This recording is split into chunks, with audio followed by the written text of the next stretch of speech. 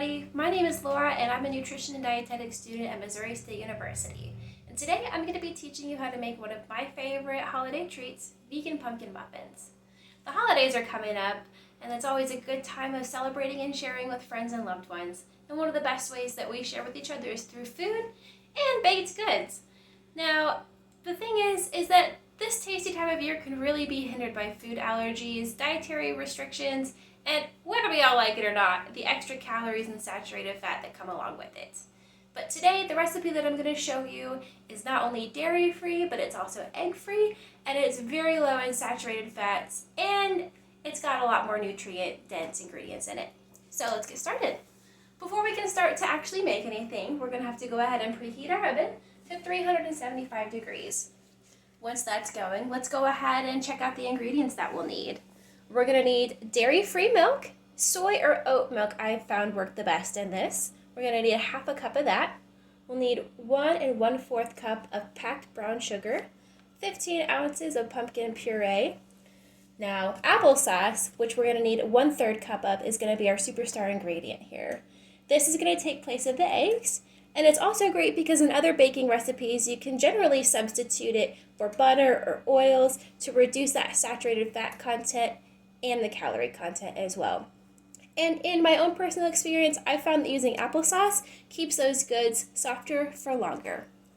Moving on to our dry ingredients, we'll need 1 1/3 cup of all-purpose flour, 1 tablespoon of baking powder, half of a teaspoon of salt, 2 teaspoons of cinnamon, half of a teaspoon of ground ginger, 1/4 teaspoon of ground cloves, and half of a teaspoon of ground nutmeg. Now, if you'd rather, instead of those 4 spices, you can omit all 4 of those and substitute it with 2 to 3 teaspoons of just regular pumpkin pie spice mix, if you'd prefer.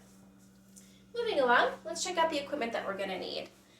We'll need 1 large bowl for mixing, a spatula and a whisk for stirring, an ice cream scoop for scooping, and we'll need a teaspoon and 2 different measuring cups for portioning ingredients. Now, the most important thing that we'll need is a muffin pan. Now, before you put anything in here, you want to make sure that you spray the muffin pan with Pam or some sort of cooking spray. Now, the liners are optional, but I do think they add a nice little holiday flair to our dessert.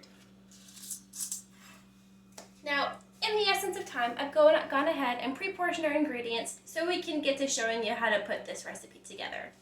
The first thing that we're going to do is we're going to go ahead and take our wet ingredients, which in this case is going to be our half cup of soy milk, our 1/3 cup of applesauce,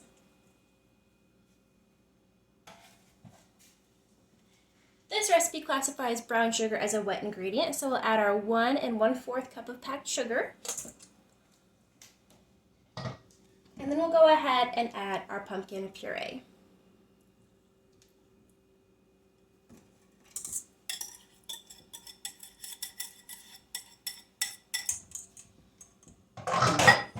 Once those are all in here, we'll go ahead and whisk this up. You want to combine till all of the ingredients are thoroughly mixed together and there's hardly any separation between the liquid and the puree.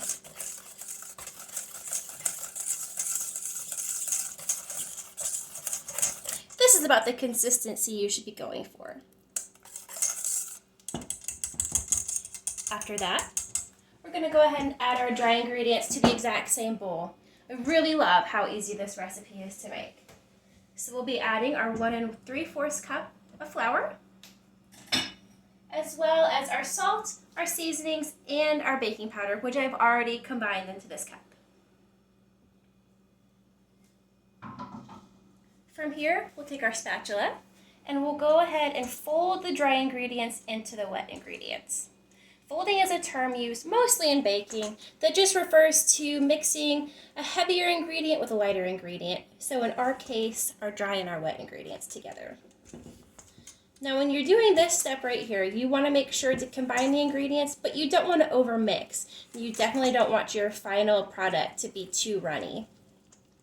Also during this step is where you can really make this recipe your own. You can add dairy-free chocolate chips, walnuts, pecans, even dried cranberry if you'd like. Just feel free to go ahead and mix it up and make it your own. And as always, there's absolutely nothing wrong with enjoying just the traditional pumpkin flavor. That's how I prefer these muffins. All right.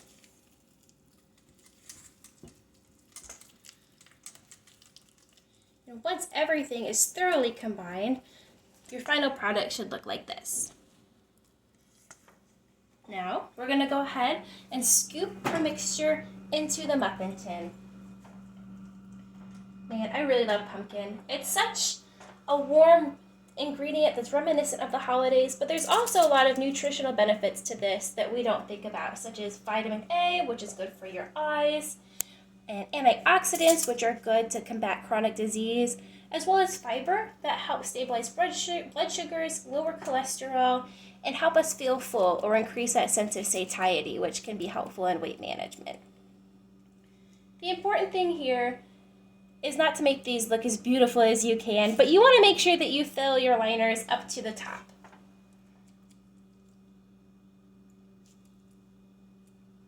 Once you've done this, for all of the muffins, you'll go ahead and you'll pop that in the oven for 22 to 25 minutes. And then when you're done,